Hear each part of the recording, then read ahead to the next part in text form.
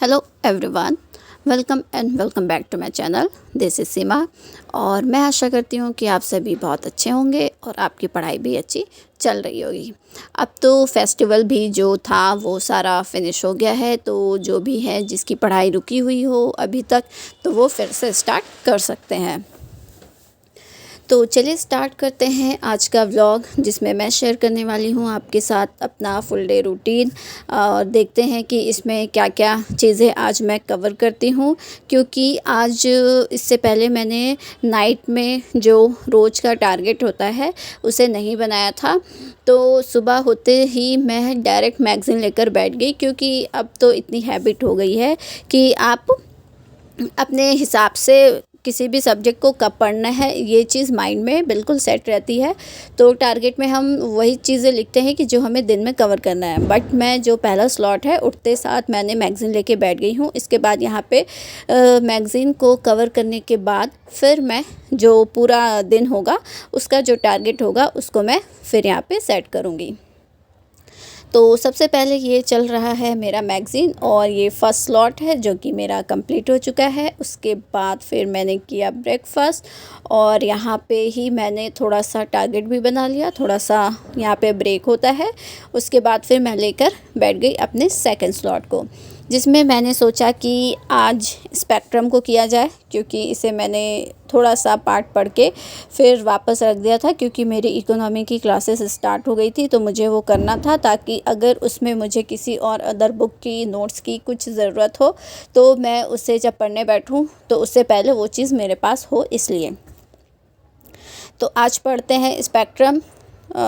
इसे भी पढ़ना बहुत ज़रूरी है और इसमें बहुत सारे फैक्ट है, उसे याद भी करना पड़ रहा है। तो फिर यहाँ पे स्पेक्ट्रम ही चलेगा और देखते हैं कि मैं यहाँ पे 2 आवर्स में कितने पेजेस कंप्लीट कर लेती हूँ। थोड़ा सा ध्यान से इसमें यहाँ पे मैं इसे पढ़ रही हूँ ताकि ये चीज़ें ध्यान में रहे।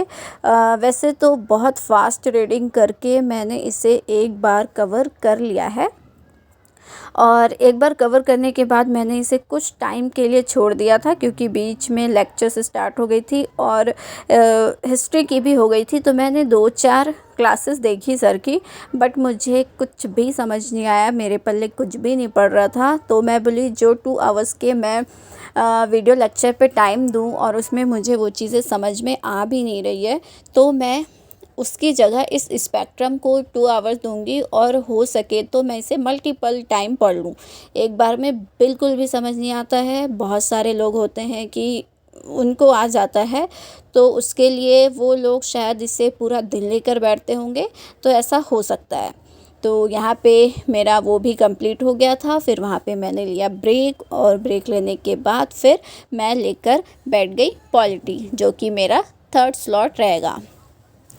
और मैं सिमिलर सब्जेक्ट्स को ही साथ में लेकर चलती हूँ। जैसे अगर मुझे 2 से 3 सब्जेक्ट एक दिन में करना है तो मैं वैसे सब्जेक्ट्स को चूज़ करती हूँ, ताकि उन दोनों में बहुत सारी चीज़ें सिमिलर हो। जैसे मैं हिस्ट्री का स्पेक्ट्रम पढ़ रही हूँ तो उसमें वही सारी चीज़ें हैं मॉडर्न की, और फिर आप पॉलिटी पढ़ेंगे तो इसमें भी कॉन्स्टिट्यूशन की चीज़ें हैं, बट बहुत सारी चीज़ें सिमिलर होती है इसमें।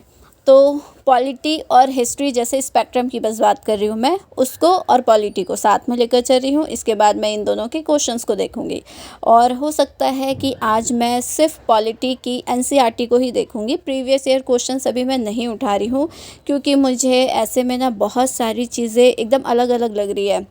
प्रीवियस ईयर क्वेश्चंस में चीज़ें अलग लग रही है, स्टैटिक पोर्शन में अलग लग रहा है, एनसीईआरटी में अलग लगता है, और जब करंट अफेयर देखने बैठो या मैगज़ीन पढ़ने बैठो तो उसमें अलग लगता है। तो फिर थोड़ा सा टेंशन हो जाता है कि कहाँ से पढ़े कि हमारा सब कुछ एक जैसा हो। इसलिए मैं सेम टॉपिक वाले सब्जेक्ट्स को अभी लेकर बैठी हूँ। और यहाँ पर हो गई थी शाम और हम थोड़ा सा बाहर निकले थे, कुछ मीठा खाने का मन हो रहा था, तो फिर थोड़ा सा बाहर गए ठंडी ठंडी हवा में, और वहाँ से लेकर आते हैं हम अपने लिए मिठाई। और ये लोग से मैं मांग रही थी बट ये मुझे दे नहीं रहे थे और मुझे खाने की जल्दी थी, तो मैंने खुद ही प्लेट उठा ली कि मुझे पहले चाहिए।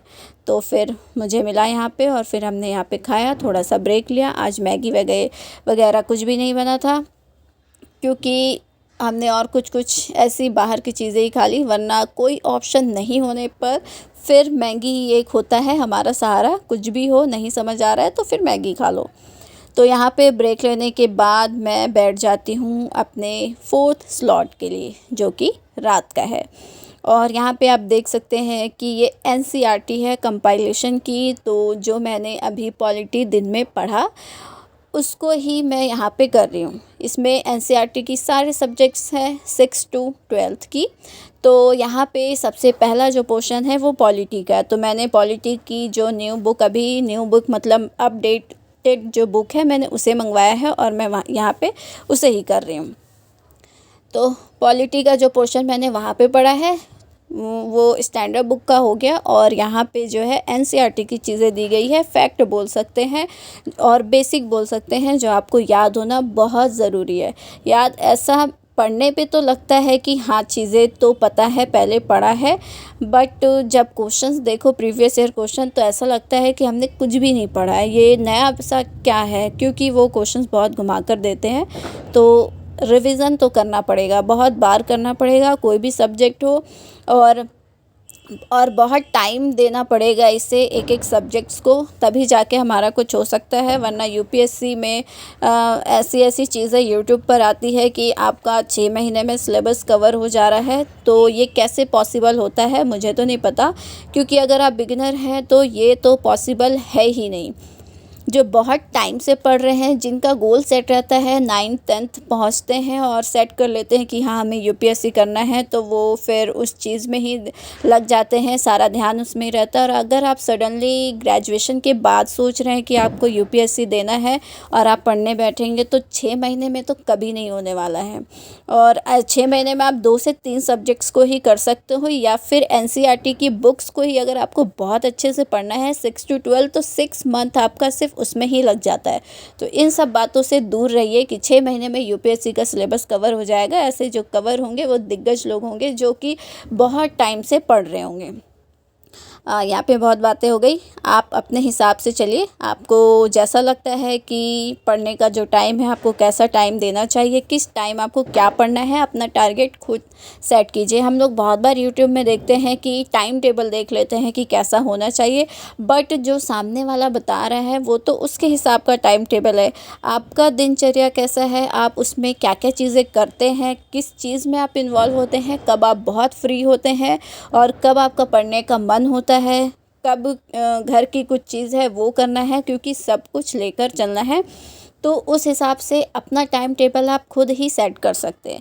अगर सामने वाला कोई बता रहा है तो वो अपने हिसाब से बताएगा, क्योंकि बहुत सारे इतने सारे लोग हैं, इतने सारे माइंड है, इतने सारे लोगों की अपनी अपनी दिनचर्या है, तो उस हिसाब से आप फिट नहीं हो सकते। हाँ, अगर आप किसी का टाइम टेबल देख रहे हैं तो उसमें से आप कुछ चीज़ को ही एब्जॉर्ब करेंगे और उसे अपने आप पे लागू करेंगे। तो देखिए सबका, अगर आपको देखने की इच्छा हो रही है तो आप वो चीज़ें देखिए और फिर अपने लाइफ के हिसाब से उसे आप अपने दिनचर्या के हिसाब से डिसाइड कीजिए कि हाँ ये चीज़ सही रहेगी या नहीं।